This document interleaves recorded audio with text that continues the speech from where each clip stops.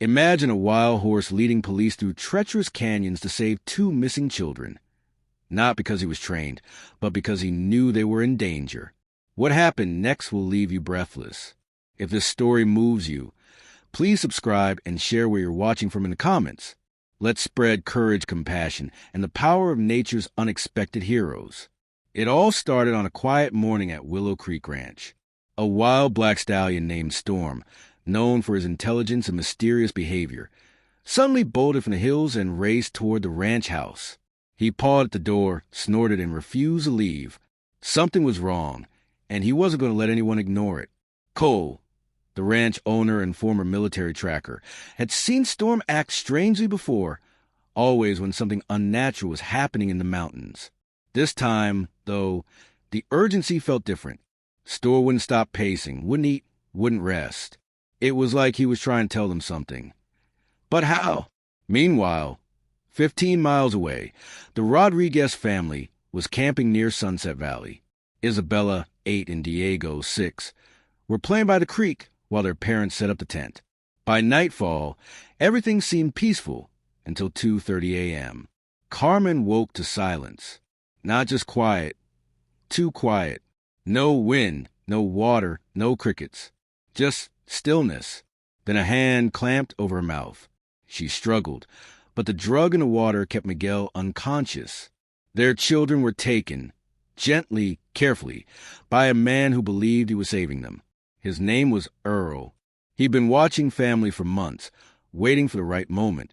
He didn't see himself as a kidnapper. He was a rescuer, a protector. He believed these kids needed him more than their parents ever could. Back at the ranch, Cole finally managed to catch Storm and saddle him. The horse fought against the reins, pulling toward the canyon. "You want us to follow?" Cole whispered. "Okay, boy, show us what you know." They rode into the wilderness with only instinct and trust between them. Storm led them through narrow trails, across rocky streams, and deep into the old copper mines that hadn't been touched in decades. Each step echoed louder, the air growing colder, heavier. Then the sound of gunfire cracked through the tunnels. Cole froze. Someone was down there, and those shots weren't meant for animals. He pressed forward, carrying only a flashlight and his determination. Isabel and Diego were hiding behind a rock, scared but alive. They told him about the man who took them, about how he said he was keeping them safe. Cole whispered reassurance, telling them help was coming. They just had to wait for the right moment. Below, Earl paced like a caged animal. His mind was unraveling, slipping deeper into delusion. To him, this was a family. His family.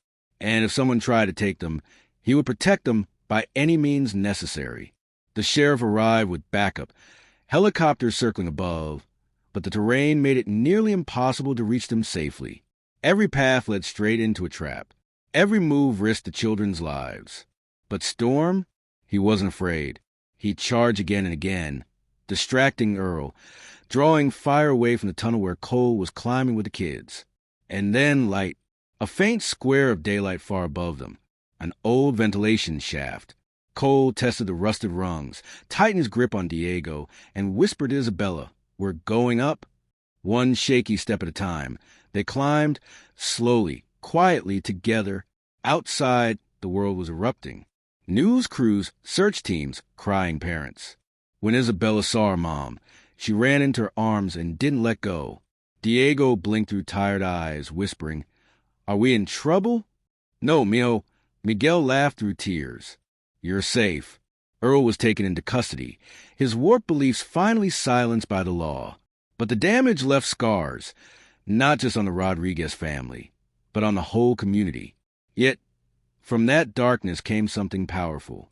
Isabella began giving school presentations about Storm, how animals feel things, know things, see things humans often miss. Her teacher encouraged it, realizing how much healing came through sharing what Storm had done. Cole accepted a job with the county's search and rescue team, bringing his tracking skills and understanding of Storm's instincts to future missions. He never asked for credit, never wanted praise. He knew who the real hero was. And Storm?